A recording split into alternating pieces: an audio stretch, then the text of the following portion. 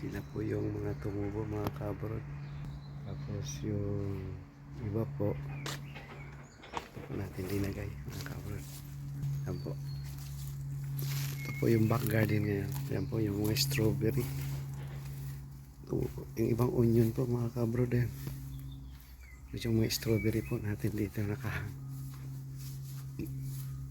Yan po yung ibang strawberry. Ayan po.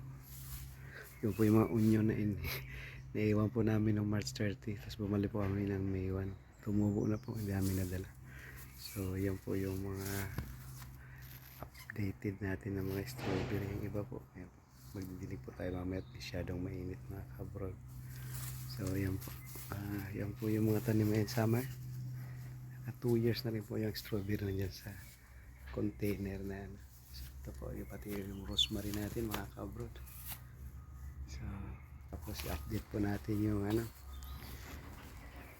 yung ating crepes.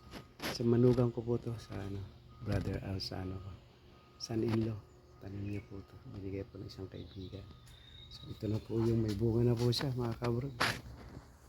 Ayan po, kung nakikita niyo, nandito po siya. Ayan.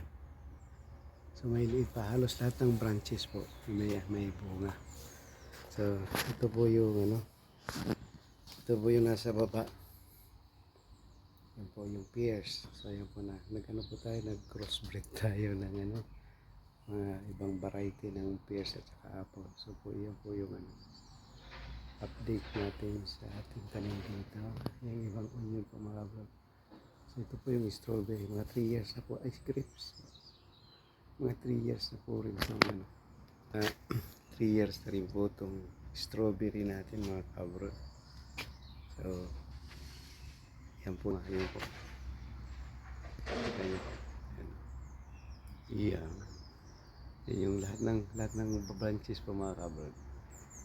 Yan, mga 2 months meron na po yun. Sana matuloy-tuloy. Ito po yung iba. Yan o. Ayan. May lead bang iba? So yan pa lang mga kumbaga bubot pa lang. Okay, kabrod, yan po si Kaboy. Paalam po ulit na see you. Grabe po ang yan po yung saan.